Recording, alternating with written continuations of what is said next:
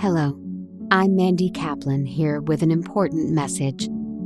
Throughout the modern era, millions, nay, billions of people have enjoyed countless hours of video games, stars, both Trek and Wars, comic books, and other nerdy endeavors. That's an infinite number of gasps and laughs as 20-sided dice are thrown, Pokemon are caught, and Doctor Who has done whatever the hell they do. Yet one person has missed out on all of this. One woman who doesn't know her droids from her hobbits has been left behind. Until now. That's right. I'm trading in my Taylor Swift and Housewives for superheroes and Wookiees as I finally embrace all things sci-fi and fantasy on my podcast, Make Me a Nerd, with Mandy Kaplan. Each week, a passionate guest will try to baptize me into the world of nerdery as they share one of these iconic entities that I have somehow missed. And you can help. For just $5 a month or $55 a year, you can become a member. For your generous donation, which is less than a new Tesla, you'll not only be supporting my mission, you'll get early access to episodes, bonus content, and more stuff I haven't thought of yet. So please, join me wherever you podcast as I finally learn what all the fuss has been about and see if going through this nerd-education will, in fact, make me a nerd. Or, as they say in Klingon, who am I kidding?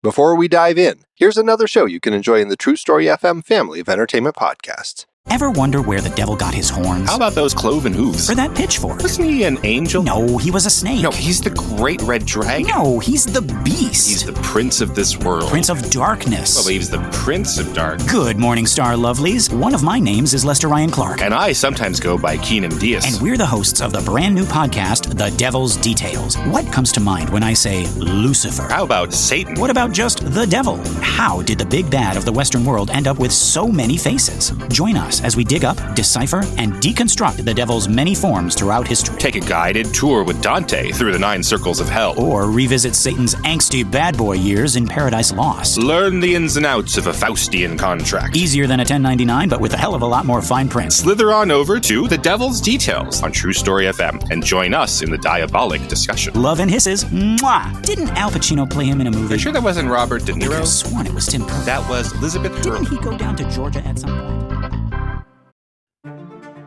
Hey, psst. Hey, you see that Snickers over there? If no one's looking, you should just take it. No! Don't listen to him, my son. That would be stealing, and stealing is a sin. Sin Schmin, it's a friggin' Snickers bar. You deserve to have it. Sinning really satisfies you. Repent, my child. Virtue is the only real snack worth savoring. For that candy bar is merely a gateway to nougat damnation! Has this ever happened to you?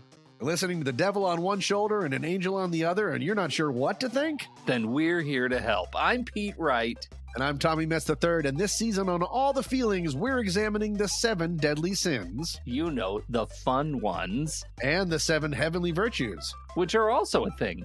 Through personal stories, historical oddities, and way too much embarrassment, we take you on a thrilling journey through all the goods and the bads you hear about in church. But without all that pesky church stuff. So come join us for All the Feelings Season 9, a sometimes funny podcast about being human. All the sins, all the virtues. All in one place. Go to allthefeelings.fun to learn more, or subscribe to All the Feelings wherever you get your podcasts. Game over. Hooked on you, baby, you're golden. Time moves, I never noticed. Just can't get enough. Got me wonderstruck.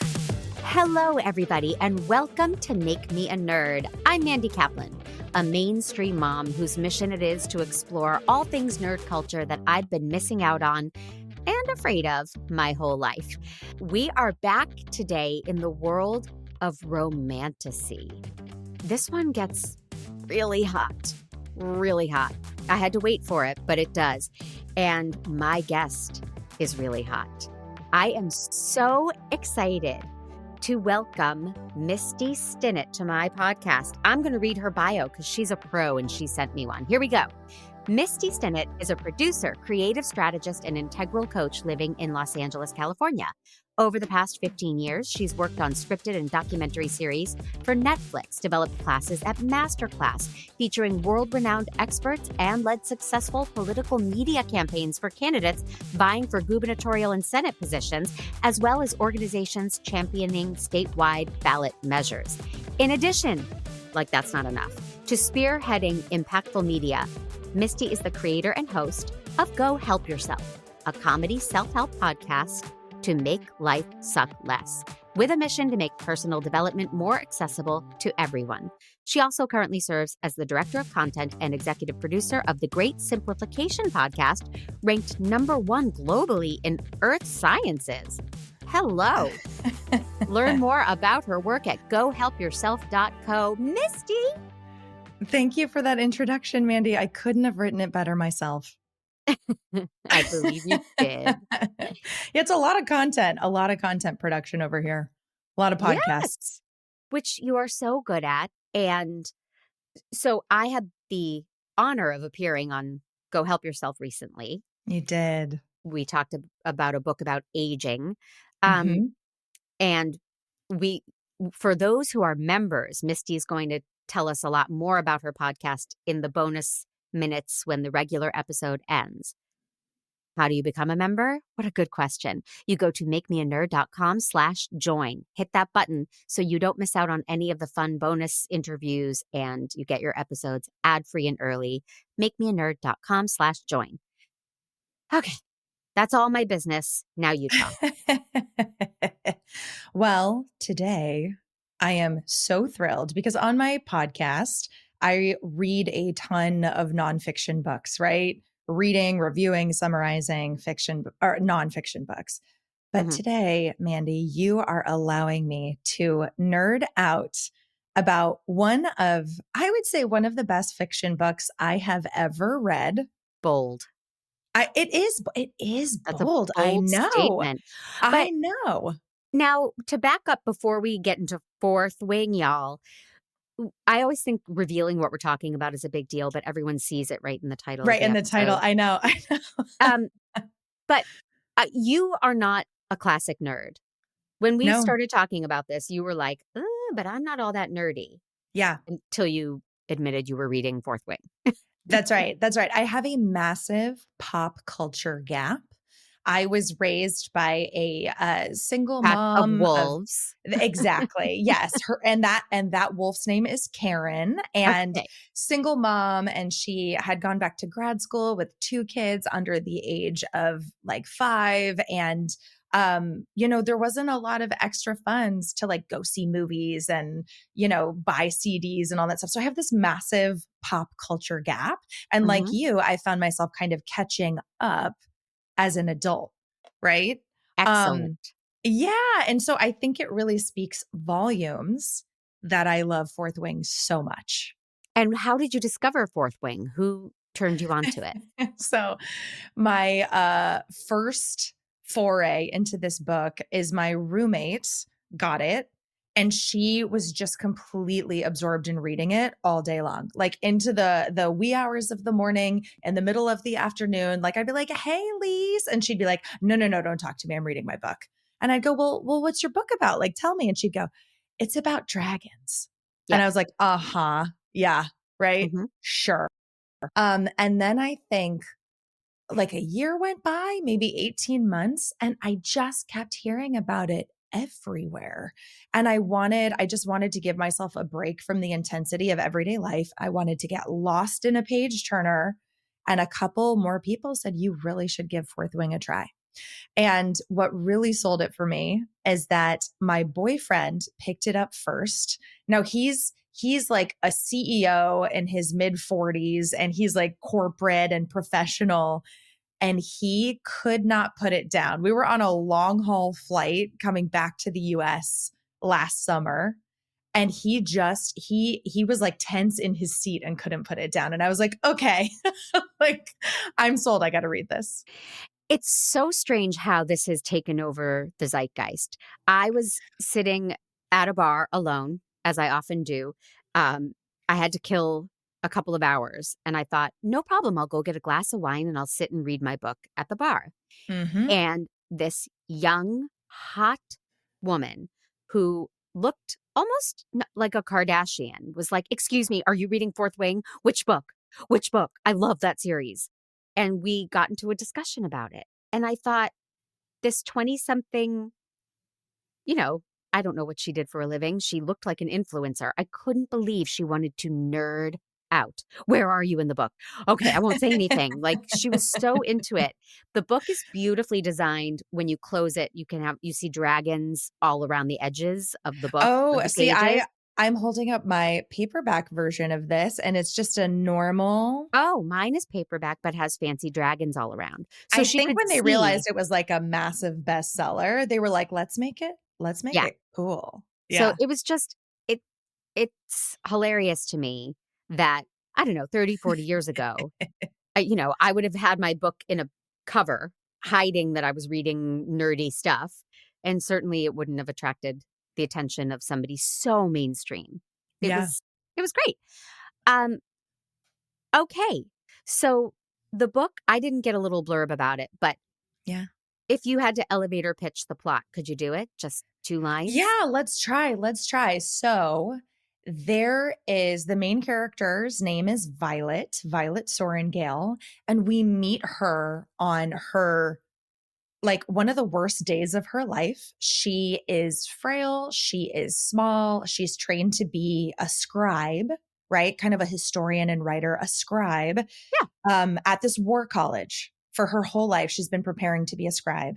And we find out, so this war college has, and this will be an elevator pitch, I promise, but this war college has different quadrants. So it's got the infantry quadrant, it's got the scribe quadrant, the healers quadrant, and the riders quadrant. The riders quadrant is like, They're the warriors. they're the warriors, and they are dragon riders. So they bond with a dragon. They go through the most intense training. It seems like the Riders Quadrant does not care how many rider cadets they kill.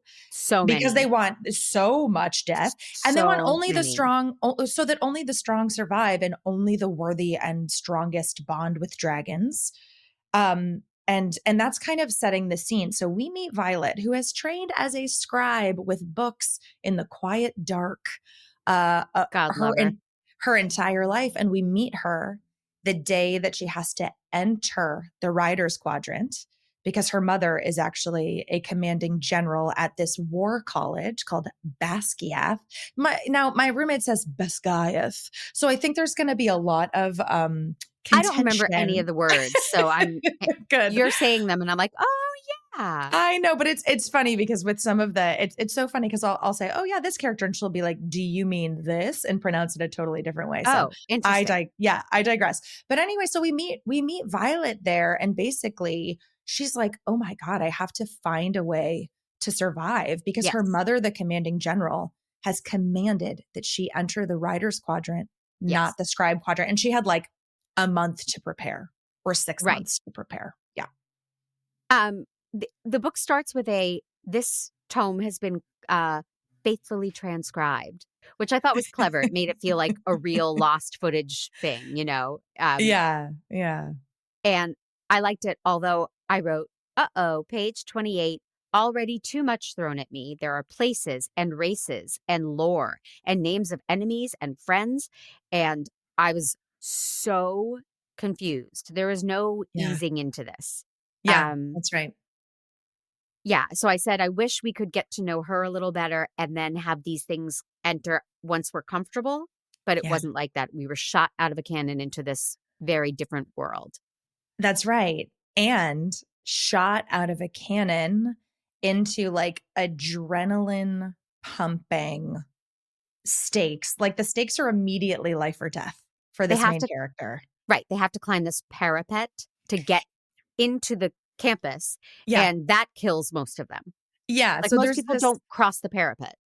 Yeah. Or don't successfully make it across. So it's conscription day when we meet Violet. And this is when because there's so much glory and fame and power in becoming a dragon rider that there's a bunch of people who volunteer to try and enter the rider's quadrant, right? And there's some people who are forced to enter the rider's quadrant.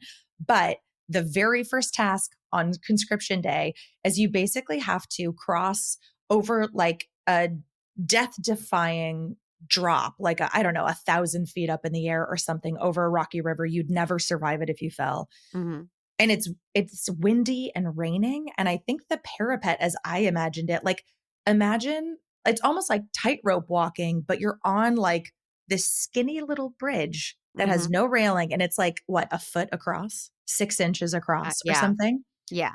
And so their first task is like, all right, let's weed out anybody who can't cross the parapet. And you find out that that's because when you become a rider, you have to like be able to stand on a dragon's back in crazy conditions. And so everything that the War College has designed is to like weed out only the most skilled.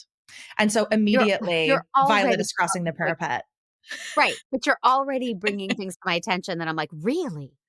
And I did read every word of this book, and it was recent, but you took much more away from it than I did.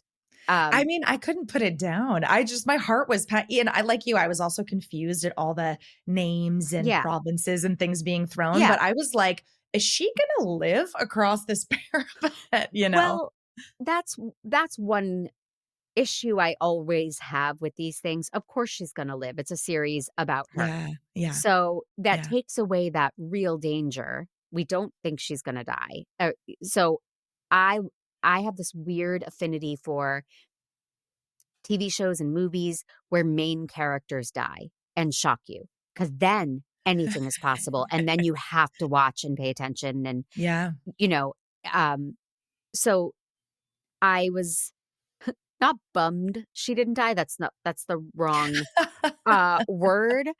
And we lost some very beloved characters throughout the book, but I really wanted it to be bold and kill off like our main guy or our main gal. And alas, it did not. But she gets across the parapet and you think, woohoo, now she can relax. Oh no, there's her mortal enemy, Xaden. Yeah. And all we know is he's hot. And he's hot. And he wants her dead. And he's hot. so hot. And he's like got the most gorgeous eyes you've ever seen. He's so hot. He's tall. He's also hot. But I think the main thing is that he's hot. Yeah. And he wants her dead because her family is responsible for his family's death. Yeah. I'm simplifying. But And then she also sees her best friend from childhood, Dane. Also hot. There's more of a brotherly vibe there. Well, not yet though. In the beginning, it's like, oh, she was like all into Dane. Like I kind of pictured myself with Dane. Yeah. But it quickly turned brotherly for her, not for him. Sorry, Dane. That's right. So we see right away there's a bit of a love triangle, but all of it is the teen romance of it. They're like 20 years old, or Xaden is probably 25 or 24 or something. All of that gets so overshadowed by the danger and death surrounding them at all times. Yeah. It really is very, I said reminiscent of, and then I was like, and maybe derivative of the Hunger Games. Have you read the Hunger Games? Yes. And I remember devouring those too. I mean, that was a long time ago. That was maybe like 12, 13 years ago. But yeah, it did feel reminiscent of the Hunger Games. And I think to your point, I knew she wasn't going to die. I think what compelled me is I was like, oh my gosh, how on earth is she going to get through this? Like that was the question where I was like, how are we going to solve this problem? You know, and by the time she crosses the parapet, she's made a friend. She's made an enemy. She's been recognized by a mortal enemy, right? Because there's this guy, Jack Barlow, that immediately is like psychotic and out to get her. And it's just a lot, you know, she's really good at world building. Absolutely. And I love that. Without getting too psychological, I'm like, oh my God, just kill her off. And you're like, how is she going to survive? It says a lot about our personalities. And you and I are newer friends. So we're getting to know each other. Yeah, I love it. I love it. Always with microphones and headphones, which is Y- how you should get to know someone properly. I agree. An entire relationship can and should be recorded. Yes. But now she's there. It started with a good death with, I don't even remember this now. Dylan. She killed off a guy named Dylan. But I Oh. thought she was willing to do that. That's interesting. Things aren't going to be, she's not always going to be moral and take the high road and, be brave and moral. She went ahead and killed Dylan. But now I don't even How remember. did she kill Dylan? I don't know. It doesn't say in my notes.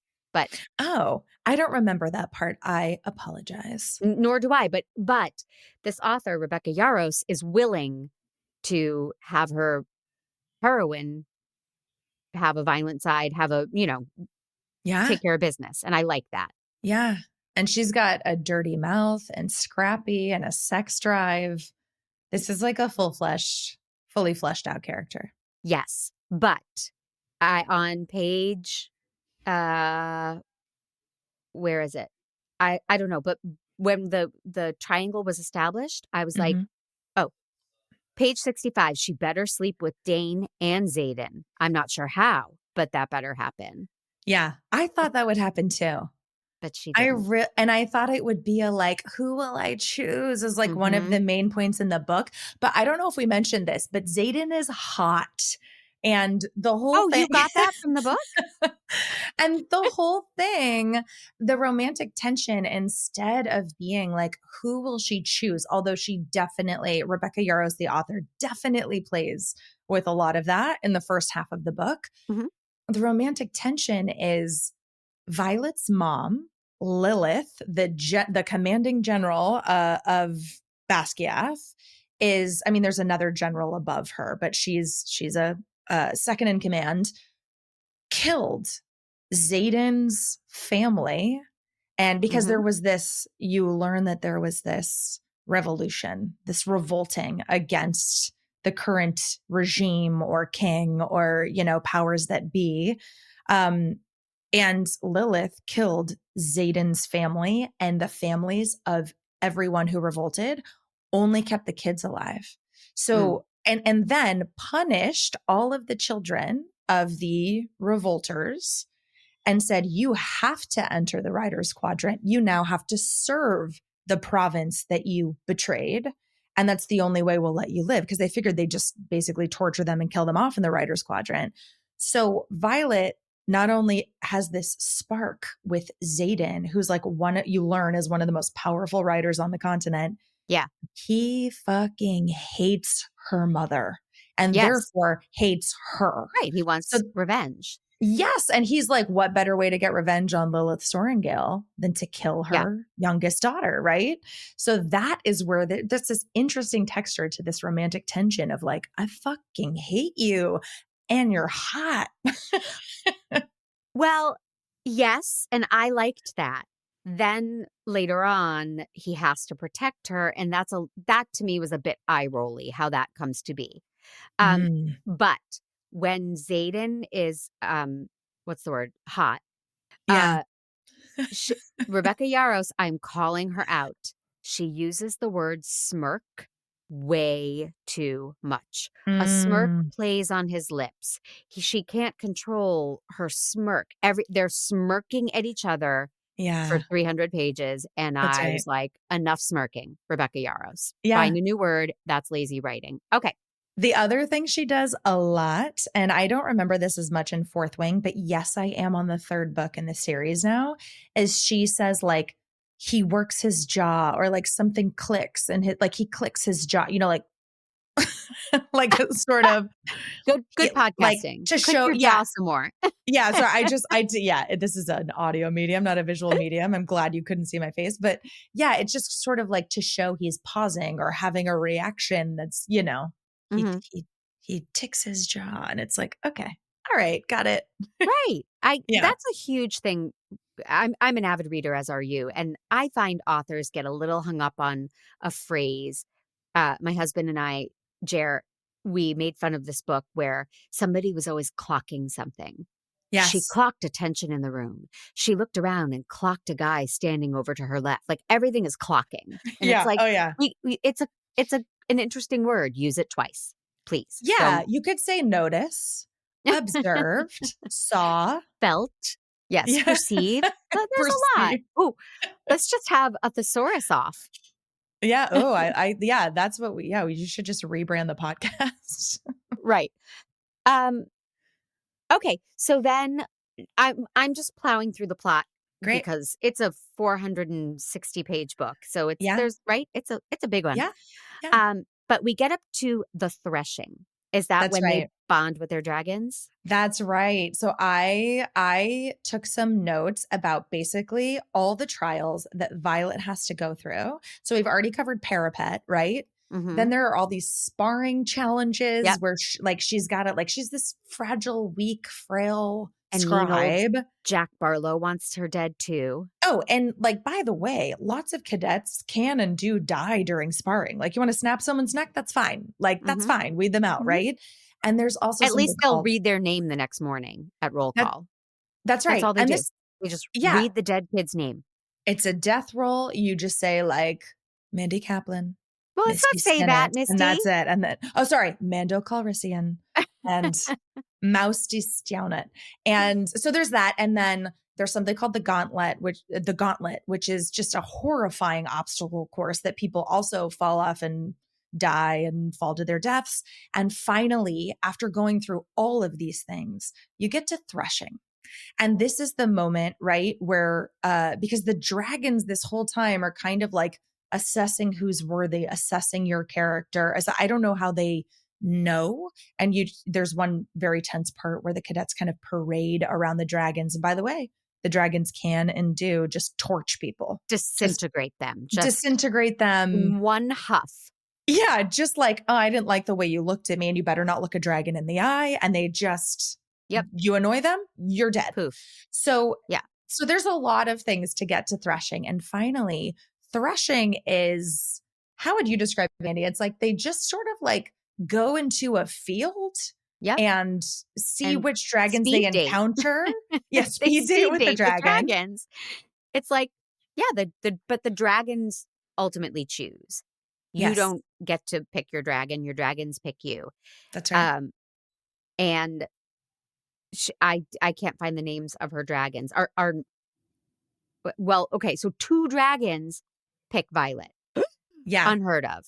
It's never Controversy. happened ever, like on the continent ever. And not only is it 2 dragons, Tarn, who's the It's her main big man badass dragon. Tarn is an all black dragon. He is like heads taller than any of the other dragons. Like I think they say there's only one dragon on the continent that's bigger than Tarn. Are you shocked I'm not more of a nerd? Because I feel I'm just very aware of You are how nerdy I am. wonderfully nerdy about this book. Thank you. All So- I want to talk about is the sex, and you're making me talk about dragons. Go ahead. well, let's segue right into sex. Well, Right the after dragons this, don't because have sex, and so let's power. They stick sure with do. Yes, they do. Not- What? Oh yeah, we'll talk about that.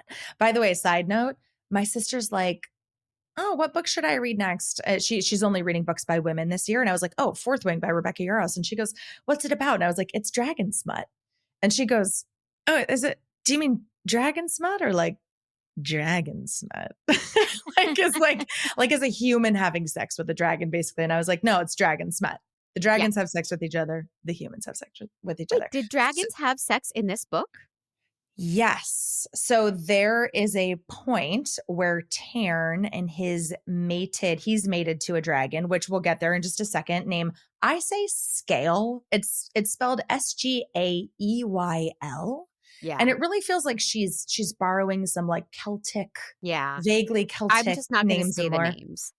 Yeah, I'm going great. to say Zayden's Lady Dragon. Yeah. So we learn. So, okay, hold on. We'll get there. I'll do this really fast. So Violet's the weakest rider in the riders quadrant, and she bonds the strongest, most powerful dragon available.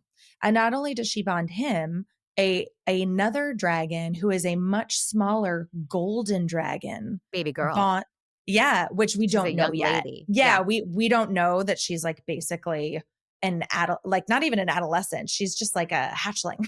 She's Mhm. like a cutie patootie. And what was so fantastic about this is like the book is really milking the tension of what's going to happen at threshing. And when it finally gets like, I keep wondering like, okay, like what are the dragons going to speak? Like what's going to happen there? But there's this really cool element of basically telepathy with your dragon, right? Where they can hear your thoughts. You can hear them. No one speaks out loud, but Tern is so sarcastic and dry and funny. I wrote it's like a buddy cop movie when Tern and Violet bond and they can Yes. read each other's thoughts. They're always like being sarcastic with each other. And it is Yeah. very much to me like when the captain says, all right, you two are going to ride together. And, Yeah. we know what a buddy cop movie is. I don't have to explain that. Yeah, Let me break exactly. it down. But she goes. But I loved that chemistry, that funny, dry chemistry. It was great. Me too. And you'd think it would be like reverent or like, oh my gosh, you're a dragon. But instead, they're kind of rolling their eyes at each other immediately, but like instantly loyal. Right. And then Andarna, this other dragon, is just like cute and sweet. And it's, oh my God, why did they both bond Violet? Like, what's the mystery around her? So we then find out that Xaden and Violet at this point fucking hate each other.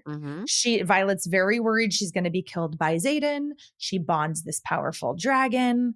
And then she gets back and realizes, oh shit, my dragon is mated for life to this dragon named Scale. Right. And Scale is bonded to Xaden Riorson. And we are now linked forever for life together. Because the idea is they can't even be apart. They can't even be apart for like 3 days. Couple. Yeah. No, because the dragons are so powerfully, their magic, their bond, like right. And then their riders can't even be apart. I mean, it's insane. It's crazy. And there's this idea that there's this one line in the book that is pretty famous, and it's a dragon without their rider is a tragedy, but a rider without their dragon is dead. Right. So like once you've bonded, if your dragon dies, you die.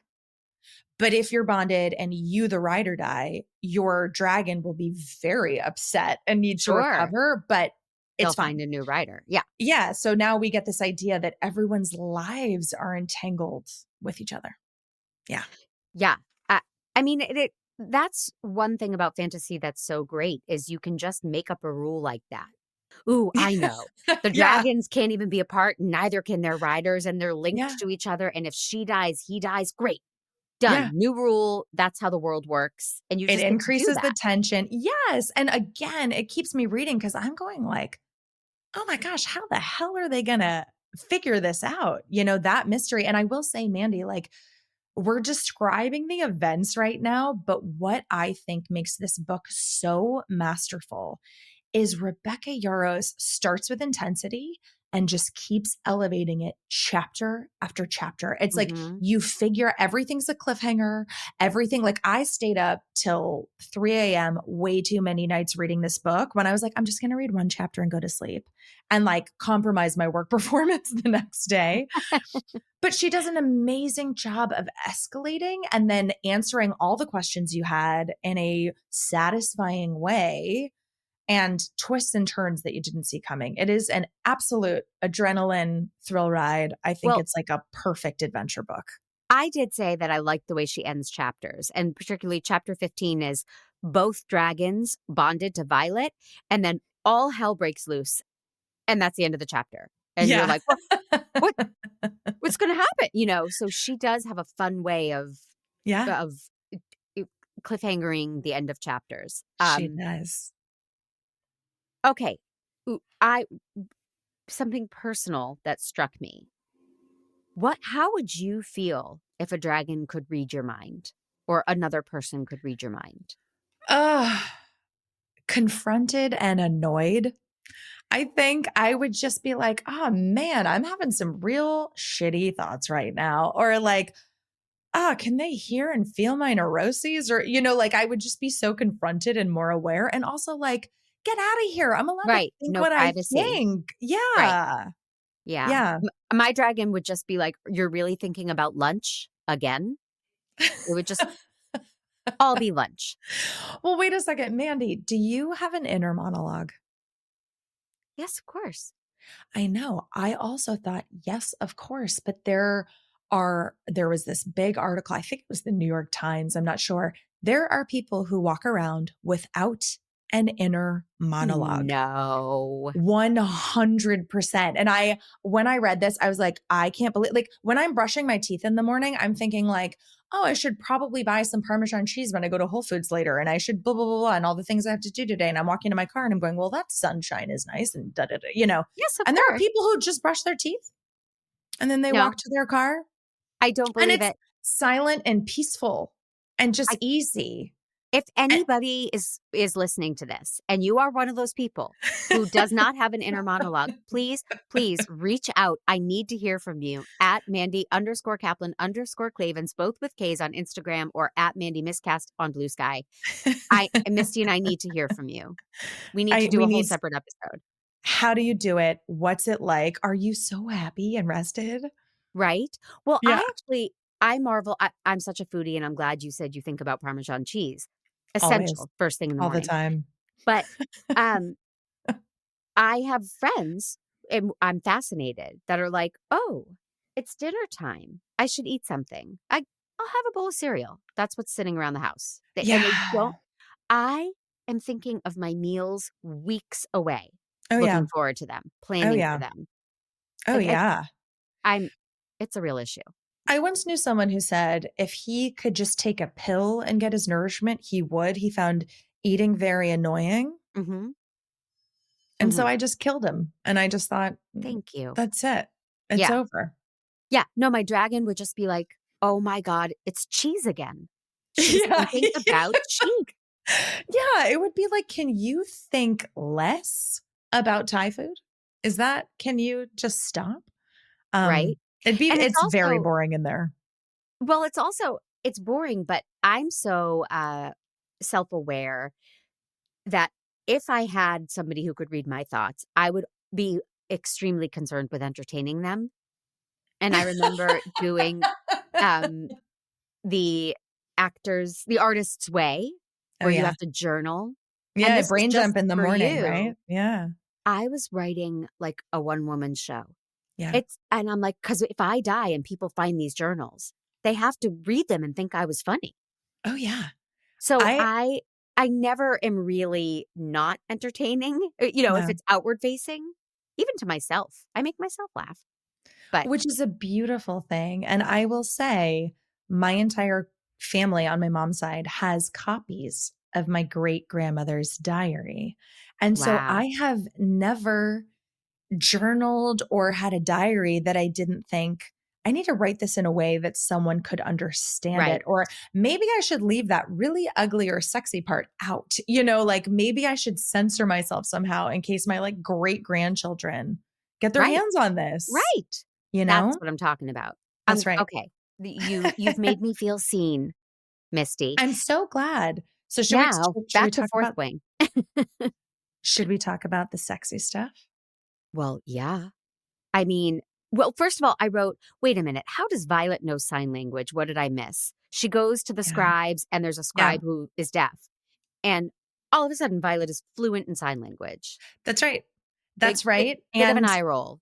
Was there an explanation? No, just it seems like, first of all, a lot of the characters, it turns out, are fluent in sign language. And this book is actually incredibly inclusive.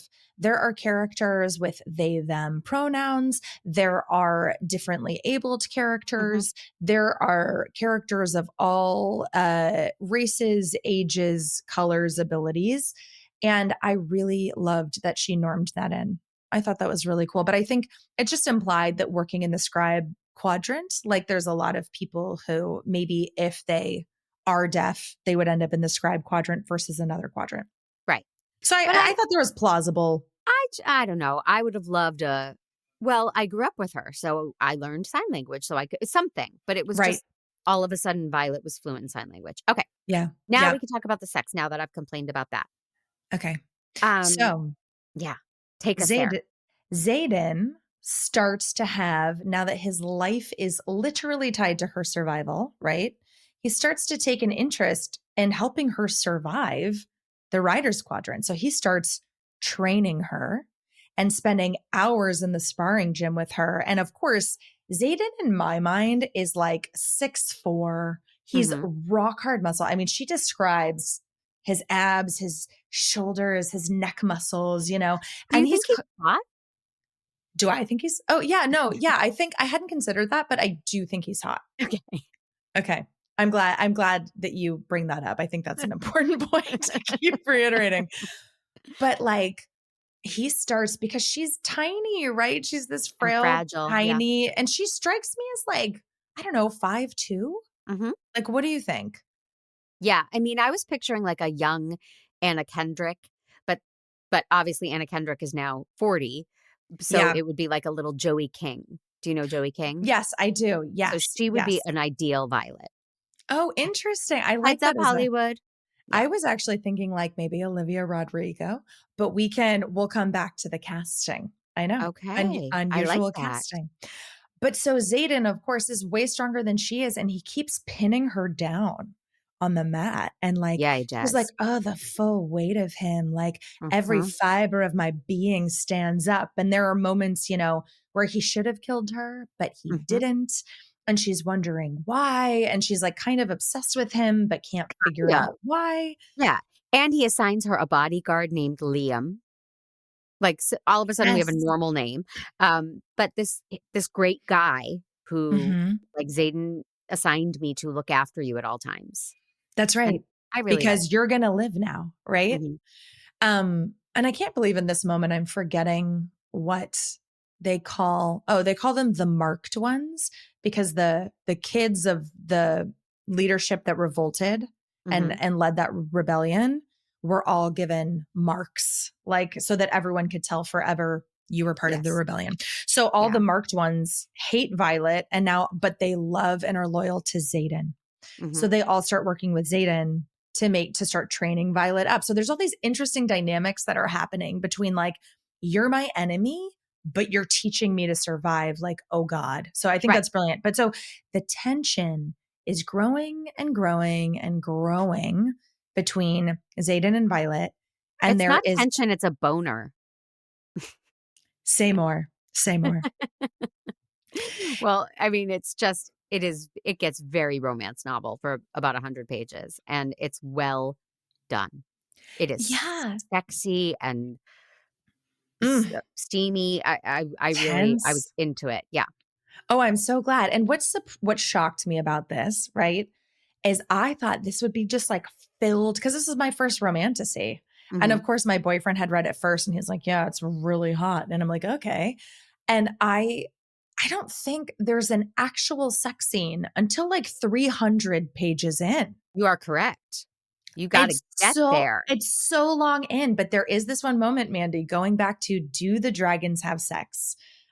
Because I'm sure those listening, first of all, sorry for all the spoilers, but second of all, you don't ever see a dragon have sex. That is in the background.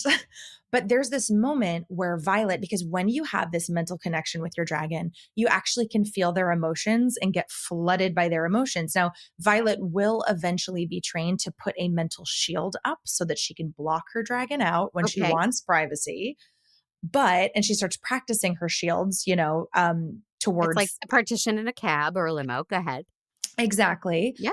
But she doesn't have this ability at this moment. And there's a moment where she is like absolutely overcome with lust. She has been in this like insane, tense, like rider's quadrant for like 6 months now.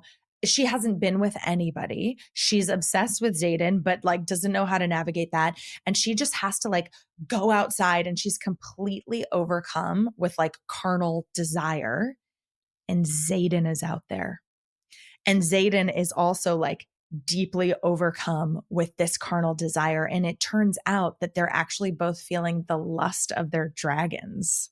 Like Whoa. their dragons are getting it on and they're like, oh God, but they're like, I don't care. I didn't pick up on this. Go ahead. Yes. And there's this moment where they just like give in, and Xaden, like they're kissing and they're up against a cliff and he's like pinning her to the cliff and it's so hot.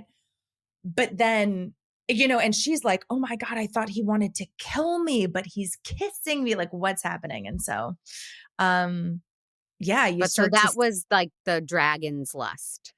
Yes. And he also was like, this isn't you. Like, he's like, you don't actually want me, and you're starting to be like, wait, does Xaden care about her? Because we're not in his head at all. Right. He's just this brooding, hottie. Oh, you think he's hot? Yeah. I liked when they finally got together. They built it up really well. You wanted them to get together. They got together, and then typical romance, like, no, we can't be together. Forget it. That never happened. And the stakes are too high with our dragons. What if we have a falling out? We can never make it work. Blah, blah, blah. Right. Meanwhile, the plot gets very different, and it shifts from the training and the will she survive school and get through this test of her strength and her fortitude. It really shifts when her sister comes to the school, and then it becomes, for me, the plot gets really muddied because it's just like battles. And are the battles real? We don't think so. They're war games designed to test the kids, but nope, oops, they're real, but maybe not. And I wish the book had ended with like, now you're ready for battle. What's going to happen next? But the book goes on for another 150 pages of battles. And I wanted it to stick with the school and these characters and this sexual tension. Yeah. There were moments on page 310, somebody named Emery, somebody named Nadine. And I was like, who the hell are these people? I don't remember them. Yeah. So it just got muddied for me. Yeah, and it does. And I think, what's so interesting is there's a little bit of background, right? So it's a war college. That implies the province has been at war. With whom? Why? So as you are making your way through the book, you're getting some of the history and the point of view of where they are. It's called Navarre. And Navarre's view on why they are at war with Paromiel. This other, and Navarre is all warded by magic wards that protect them. And anyone beyond the ward is just kind of like open to, let's just say, dark magic, because I don't want to spoil too much. But so there's been this war going on for, I don't know, hundreds of years. And that's why Basquiat exists. And within the Writer's Quadrant, of course, Violet comes in. She was a faithful scribe. She believes Navarre's history. She believes the people who raised her. And she believes that the rebellion people were bad, right? But now she's bonded to Tairn. She's embroiled with Xaden. She's starting to become friends with and trust the marked ones in her squad and who are helping her survive, and realizing like, oh, maybe these aren't terrible people, right? And the lines start to become blurry. And she starts to see and notice and learn things where she's like, well, wait a second. Like, if what I was raised to know to be true is actually true, then why is this happening? Right. And she's super smart. And so she starts questioning kind of the reality she's been given. And that's when you start to understand that the leadership at the War College starts to suspect that she's learning things she shouldn't be learning. And they start to use things like the squad battle and the war games, which are just meant to like simulate battle and be fun, dangerous challenges, but not actual war. And that leadership is maybe setting her up for sabotage to try and kill her off in a way that her mom wouldn't suspect because she knows too much. I did not pick up on that. But I do know she can cause lightning. That's her signet. They each get a little gift. Once they're bonded to their dragons, they discover what they can do. And if you can read minds, you're murdered. Yes. If Oh. you're an intrinsic, you're murdered because that's the most dangerous thing ever. You'd have all the knowledge of everyone, whoever. And there's one guy. So like you're saying, once you're bonded to a dragon, their magic kind of mingles with who you are as a person and you manifest a signet, right? Like if you are somebody who cares deeply about helping people, you might manifest like a mending power or healing power. And that's what I want. That's what I would do. What would be your signet? Something about analyzing everything to death. I would just analyze. I'm not sure. I'd have to think. I've never thought about that. I'll have to get back to you on that. That'll be a fun assignment. But yeah. So Violet ends up, and by the way, if you don't manifest a signet in enough time, you can just like blow up and die because there's too much magic coursing through you. But it turns out Violet is able to manifest lightning wielding, which is like, so now she's bonded to 2 dragons, including one of the most powerful on the continent, the second most maybe. Who she can't stay on. So he has to develop a special saddle for her, which is because she's adorable and weird. Yeah, she keeps falling off her dragon. And most dragons, even if you're bonded to them in the first couple months, you fall off. They're like, I'll let them die. Yep. And so it's all very, very unlikely. But yeah, so then she becomes a lightning wielder, but of course she has no idea how to control it. And when she and Xaden are having sex, she's like lighting the curtains on fire and cracking wooden trees in half outside. You know, sparks. That's like my wedding night. So at the very end of the book, because our time is running out, I cannot believe it. They shift narrators because she is incapacitated. And I was like, what? It's like Gone Girl all of a sudden. And Xaden becomes the narrator. That's right. After 420 pages or something, which was fun. And then there are some fun twists at the end that we won't spoil. Because we've already told you she can wield lightning. So I'm sorry for spoiling that, but we won't spoil the twist at the end. Yeah. There's 2 biggies. Yeah. And then I wrote, are you reading the next one? And if I buy you fish tacos, will you tell me what happens? Yes. I don't know that I will go on. It's not what I usually read. And I have so many other books lined up, but. Yeah, I absolutely will. I like blackened mahi tacos. You got it. Thank you. It's like, I don't want to say goodbye to these books, but they're so dense and 450 pages. I can't see a place in my life for them at this point. Sure. But yeah. Maybe I'll break my leg and be laid up and have the time. They also just may not be your thing. You know, if it didn't grab you in that way, like that's okay. Maybe you're more of like a murder mystery or well, I totally am. You know. Yeah. Yeah. Oh, then you got to read Verity. Which? There's an incredible novel by Colleen Hoover called Verity, and it's a sexy thriller. Yeah. I've never read her. She seems so airporty to me, but I liked A Court of Thorn and Roses, and I liked this. I think I liked this slightly better. It was more driving, more dangerous. But yeah, they're not making me say, but I have to keep reading romantasy. You know? Yeah. But I'm glad I did. I mean, they're different. And I know from your episode on A Court of Thorns and Roses that you do not like violence. It's like, like lots of descriptions of violence. So how did you do with that? Because there's a lot in this book. Well, one of the things I said was the violence bothers me. And then people's apathy, the character's apathy towards violence really bothers me. And I actually made it through some of Squid Game, and I couldn't watch it. It's so hard. And watching characters make jokes over dead bodies just because now they're used to it. It's really unsettling to think of humanity that way. So I struggled with the violence, but book violence is easier than visual violence. And I just, I don't know. She created a world where this happens, and I was willing to get through it. But I don't love reading about violence. Yeah, I agree. I totally agree. Yeah. But somehow is like, okay. And I could, you can skim a little bit on those parts if you need to. Yes. Yeah. Oh my God, Misty, Stinnett, we did it. We did it. Talked about Fourth Wing. Tell everybody where they can find your podcast. And then after we lose our non-members, we'll get into the nitty-gritty about your podcast. I'd be happy to. So, I co-host a podcast called Go Help Yourself, a comedy self-help podcast to make life suck less. And it's available wherever you get your podcasts. So, Spotify, Audible, Apple, everywhere.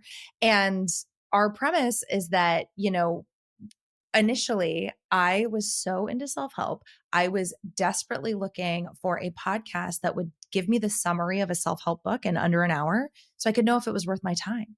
Because I don't know if you've ever been like, oh, I'm into personal development. Let me see what's good. There's 1 billion recommendations out there. The self-help industry is wildly unregulated. Like there's not that many people cutting through the noise and coming with a grounded and kind of, comedic perspective saying like, should we take this seriously? Should we not? So I couldn't find that podcast. It didn't exist. So I started Go Help Yourself. And we have, as of the date of this recording, something like 325 episodes, including like 150 reviews of the world's most popular self-help books. And for the first 200 episodes, we also tried something from each self-help book. So we were releasing 2 episodes a week. And now we have expanded into brand new self-help concepts, articles, authors, trivia, anything and everything that you could find under the self-help sun. We probably have it at Go Help Yourself. So, And you guys are funny and light, although it leads to deeper conversations and self-introspection, but it's it's pure joy. And I love listening to it and I loved being on it. So everybody go check it out. And Misty, thank you. You're going to stick around. Members are going to stick around. And I'm going to tell everybody about my podcast. Make Me a Nerd is a production of True Story FM, engineering by the peerless Pete Wright. My theme song is Wonderstruck by Jane and the Boy. And on Instagram at Mandy_Kaplan_Clavens, both with K's. And if you're listening on Apple, please hit that 5 stars, leave a review. It helps more people discover the podcast. And if you're feeling extra supportive, go to makemeanerd.com/join. Hit that button to help me on my journey to being a full-blown nerd. Misty Stinnett, thank you. Thank you so much, Mandy. And thank you all for listening. And members, we'll see you in our private room right now. Got me wonderstruck.